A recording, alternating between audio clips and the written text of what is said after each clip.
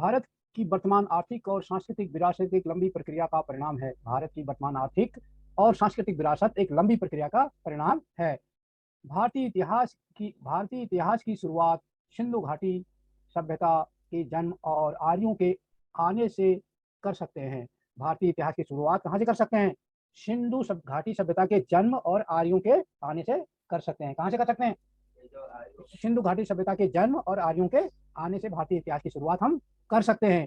इन दो चरणों को आमतौर पर पूर्व वैदिक और वैदिक युग के रूप में वर्णित किया जाता है। इन दो चरणों को, एक चरण हो गया सिंधु घाटी सभ्यता का जन्म, दूसरा हो गया चरण हो गया आर्यों के आने का समय। तो ये दो चरणों को एक कहा जाता है पूर्व वैदिक काल और दूसरा होता है वैदिक काल के रूप में वर्णित किया जाता है। तो एक हो गया पूर्व वैदिक काल, सिंधु घाटी सभ्यता का जो जन्म हुआ, दूसरा जो आर्य जब आए उसको कहते हैं वैदिक युग। तो इसको इसके रूप में हम वर्णित किया जाता है। ईसा पूर्व चौथी सदी यानी आज से लगभग 2300 वर्ष पूर्व में। ईसा पूर्व का मतलब क्या होता है? जब से हमने ये गिनतियां शुरू नहीं की थी, जैसे यह क्या है 2021 है, जब से ये गिनतियां शुरू नहीं की थी इससे भी कितने साल पहले, 4 साल में सम्राट अशोक के अधीन भारत का एकीकरण देखा गया और बौद्ध धर्म एशिया के कई हिस्सों में फैल गया। कह रहा है आज से ईसा से चौथी सदी पूर्व जो अशोक सम्राट के अधीन पूरा भारत का एकीकरण देखा गया। पूरा भारत एकजुट था, एक साथ था, अकेले एक राजा ने नेतृत्व किया अशोक ने, और उस दौरान पूरे एशिया में बौद्ध धर्म का काफी रूप से फैला। एशिया के अधिकांश हिस्सों में, कई हिस्सों में बौद्ध धर्म फैला। सम्राट अशोक, ये चीजें इसमें दी है इंपॉर्टेंट, क्योंकि भारत आज से ईसा से पूर्व चौथी सदी में अशोक सम्राट के अंदर एकीकरण के रूप में देखा गया और उस दौरान पूरे एशिया के अधिकांश हिस्सों में बौद्ध धर्म का प्रचार हुआ। दो चीजें बड़ी इंपॉर्टेंट है। सम्राट अशोक के सर्वाधिक शिलालेख प्राप्त होते हैं और इस दौरान के सम्राट अशोक के सबसे अधिक शिलालेख प्राप्त होते हैं। आज शिलालेख सम्राट अशोक, हमारे देश का राजकीय प्रतीक सारनाथ के अशोक के सिंह स्तंभ से लिया गया है, जो हमारा देश का राष्ट्रीय प्रतीक है, राजकीय प्रतीक है, सरकारी प्रतीक है, ठीक है, गवर्नमेंट का प्रतीक, जिसमें अशोक की लाट होती है, चक्र होता है। तो कहाँ से लिया गया? कह रहा है सारनाथ के अशोक के सिंह स्तंभ से लिया गया है। हमारे देश का राजकीय प्रतीक सारनाथ के अशोक के सिंह के स्तंभ से लिया गया है। ये नॉलेज के लिए रखना है, इंपॉर्टेंट है। जिसे आपने अब सिक्कों, बैंक के नोटों, सरकारी दस्तावेजों और आधिकारिक मोहरों के रूप में देखा होगा। इस चिन्ह को तुमने, जब तुम सिक्का देखते हो, पैसे उसका 1 रुपये का सिक्का, 2 रुपये का सिक्का, उसमें अशोक बना होता है ना, वो वही स्तंभ है। और अगर नोट देखोगे 10 रुपये का, 5 रुपये का, 20 रुपये का, 100 रुपये का, तो उसमें भी बना होता है ना अशोक, वो वही चिन्ह, वो सारनाथ से अशोक का सिंह स्तंभ से लिया गया है। पहली सदी में ईसाई धर्म सीरियाई व्यापारियों के साथ केरल पहुंच गया था। पहली सदी में यानी कब? जब 100वां साल शुरू हुआ था, शुरू में जब ये साल गिनने शुरू किए, तो उसके पहले 100 साल के अंदर ईसाई धर्म का कहाँ सीरियाई व्यापारियों के माध्यम से केरला में पहुंचा ईसाई धर्म, ठीक है। तो ईसाई धर्म में सीरिया व्यापारी के साथ केरला पहुंच गया था। पहली सदी में स्थापित गुप्त वंश, पहली सदी में स्थापित गुप्त वंश के साम्राज्य को भारत का उस समूह का स्वर्णिम काल माना जाता है। जो पहली सदी में गुप्त वंश का साम्राज्य भारत में स्थापित हुआ, उसको उस समय का क्या माना जाता है? स्वर्णिम समय माना जाता है, स्वर्णिम काल माना जाता है। कौन सा काल? जब पहली सदी में गुप्त वंश का साम्राज्य स्थापित हुआ था, वो काल भारत का स्वर्णिम काल माना जाता है। 8वीं शताब्दी में इस्लाम पहली बार अरब व्यापारी के साथ केरला में भारत आया और 11वीं शताब्दी तक भारत में एक राजनीतिक शक्ति के रूप में मजबूती से स्थापित हो गया था। पहले पहले इस्लाम कहाँ से आया? मुसलमान कहाँ से आया? कब आए? कह रहे हैं 8वीं शताब्दी में आए। किसके साथ? अरब व्यापारी के साथ केरला में पहुंचे, अरब व्यापारी के साथ केरला में पहुंचे और 11वीं शताब्दी तक इन्होंने क्या कर दिया? एक राजनीतिक शक्ति के रूप में मजबूती से स्थापित हो गया था। दिल्ली, अब ये है, दिल्ली के चौहान को हराकर दिल्ली सल्तनत की नींव रखी गई थी। दिल्ली में पृथ्वीराज चौहान को हराकर, किसने हराया था? गौरी ने हराया था, मोहम्मद गौरी ने पृथ्वीराज चौहान को हराकर दिल्ली सल्तनत की नींव रखी। दिल्ली में उसका अपने राज साम्राज्य स्थापित किया, पहले इस्लामी साम्राज्य 11वीं शताब्दी में हुआ। इसके लगभग 320 वर्ष बाद यहाँ मुगल साम्राज्य स्थापित हुआ और इसके 320 वर्ष, 11वीं शताब्दी के 320 वर्ष बाद, अब उसके बाद भी मुगल साम्राज्य को स्थापित होने में टाइम लगा। गौरी आया, दूसरा आया, तीसरा आया, पर लड़ाई होती रही, ये होता रहा। जो मुगल साम्राज्य हुआ वो कब स्थापित हुआ?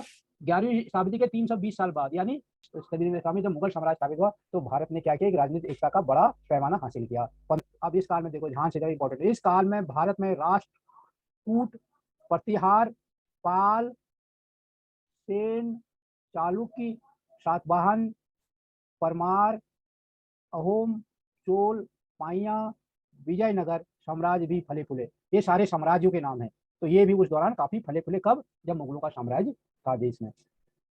इस काल के अनेक महत्वपूर्ण इमारतें आपने अपने समय की कहानी स्वयं बताते हैं। इस काल की बहुत जो महत्वपूर्ण जो इमारतें हैं, वो अपने समय काल की कहानियाँ स्वयं बताती हैं। जैसे क्या है उस काल का कुतुब मीनार उसी काल का है, लाल किला उसी समय का है, ये मुगलों ने बनाया, ताजमहल उसी समय का है, कंदारिया महादेव का मंदिर उसी समय का है, तंजावुर का राजेश्वरी मंदिर उसी समय का है, दिलबाग के जैन मंदिर उसी समय के, चित्तौड़ का विजय स्तंभ इसी का उदाहरण है।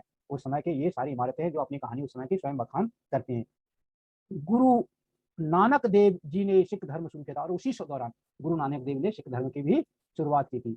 कबीर कबीर मीरा चैतन्य देव सूरदास जैसे भक्ति धारा के महत्वपूर्ण संतों ने समाज को नई दिशा दी। उसी दौरान की बात है ये महापर्व है। और ये विवावत खाने अन्य धर्म, ये रहट दिखाया जाए, रहट जो कुएं से पानी निकालता है, ये रहट है। ये चैतन्य महाप्रभु का चित्र है। ये अकबर अपने और धर्मों के साथ बैठ के बातें कर रहा है। क्या प्रश्न है, भारत की धार्मिक विरासत की संपन्नता की को पहचान कर लिखी।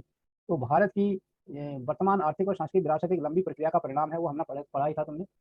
भारतीय इतिहास की शुरुआत सिंधु घाटी सभ्यता के जन्म और आर्यों के आने से कर सकते हैं। इन दो चरणों को आमतौर से पूर्व वैदिक और वैदिक युग के रूप में वर्णित किया जाता है। ईसा पूर्व चौथी सदी, ये इसमें 2500 वर्ष पूर्व की बात करनी है। ईसा पूर्व चौथी सदी, क्योंकि अब 2100 लगा है, अगर इसको 2000 पूरा हो चुका है तो 2000 में भी अगर हम 400 जोड़ेंगे, अच्छा ये इसने 2000 में 300 जोड़ा होगा कि चौथी सदी भी लगी ही थी उसमें। जैसे इस समय 21वीं सदी लगी है तो चौथी तो उसमें 300 2300 ठीक है। 2300 वर्ष पूर्व में सम्राट अशोक के अधीन भारत का एकीकरण देखा गया और बौद्ध धर्म एशिया के कई हिस्सों में फैल गया। सम्राट अशोक के सर्वाधिक शिलालेख प्राप्त होते इसी दौरान जब सम्राट अशोक ने पूरा देश भारत का एकीकरण किया। हमारे देश का राजकीय प्रतीक सारनाथ अशोक सिंह का स्तंभ लिया गया, जो हमारे देश का राजकीय प्रतीक है, जिसे अपने सिक्कों आप देख सकते हैं और इसमें तुम और भी देख सकते हो। तो ये क्या है, भारत की धार्मिक विरासत की संपन्नता है। यहाँ पे मुगल आए, क्रिश्चियन आए, ये सारे आए। आगे क्वेश्चन नंबर 2, ईसाई और इस्लाम धर्म सबसे पहले केरला में आने का क्या कारण हो सकता है। क्योंकि ये क्या है, अरब सागर के साथ बढ़ा, तो पहले क्या आए, ये समुद्री मार्ग से आते थे। तो इसलिए पहली सदी में कौन आए, पहली सदी में यहाँ पे ईसाई लोग आए, क्योंकि उस वक्त जहाजी यात्राओं का चलन था और पानी के जहाज से आने के कारण भारत में केरला के नीचे से समुद्र के पास पड़ता था। तो इसलिए ईसाई इस्लाम धर्म सबसे पहले केरला पहुंचा। 8वीं शताब्दी में इस्लाम धर्म पहुंचा, पहली शताब्दी में ईसाई धर्म पहुंचा केरला में। क्वेश्चन नंबर 3 है, क्वेश्चन नंबर 3 क्या है, भारत की कुछ ऐतिहासिक इमारतों की सूची और उनके स्थान, निर्माता और उनकी विशेषताओं का साथ बनाइए। अब उनकी विशेषता क्या है, उनको किसने बनाया, वो कहाँ है। तो कहाँ है, पहला आंसर है कुतुब मीनार के कहाँ है, दिल्ली में है। इसको कुतुबुद्दीन ऐबक ने बनाया। इसकी विशेषता क्या है, इसकी ऊंचाई 72.5 मीटर है और ये बलुए पत्थर का इस्तेमाल से बनाया गया। ये बलुआ पत्थर है इसमें, और कुछ नहीं है। दूसरा है लाल किला। लाल किला क्या है, ये भी दिल्ली में है। इसको शाहजहां ने बताया। इसकी विशेषता क्या है, ये लाल और बलुए पत्थर से निर्मित है। इसके अंदर एक बेहद सुंदर संग्रहालय भी है।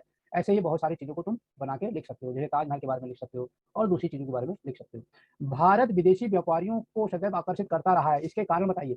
इसके कारण भारत विदेशी व्यापारियों को सदैव आकर्षित करता रहा है, क्योंकि भारत में गर्म मसाले, सूती और रेशमी कपड़ा प्रचुर मात्रा में थे, जिसकी विदेशों में काफी मांग थी और उस समय भारत को सोने की चिड़िया के रूप में कहा जाता। अब इसमें एक और सवाल है कि भारत के मानचित्र में विभिन्न साम्राज्यों और शासकों के क्षेत्र दर्शाए, जैसे हमने बताया, तो उसका मानचित्र बनाना है, इस तरीके से तो उस क्षेत्र को दर्शाना है। तो ये था बच्चों आपकी एसएसटी की वर्कशीट नंबर 7। और अगर आपने चैनल सब्सक्राइब नहीं किया है तो चैनल को सब्सक्राइब करें, बेल का आइकॉन भी दबाएं, ताकि जो भी वीडियो डालूं उसकी इन्फॉर्मेशन आपको मिले। और इस ज़्यादा डिटेल में पढ़ने और देखने के लिए डिस्क्रिप्शन पर नीचे लिंक दिया गया, उसको क्लिक करें और आपको प्रश्नोत्तर ज़्यादा डिटेल में प्राप्त हो जाएंगे।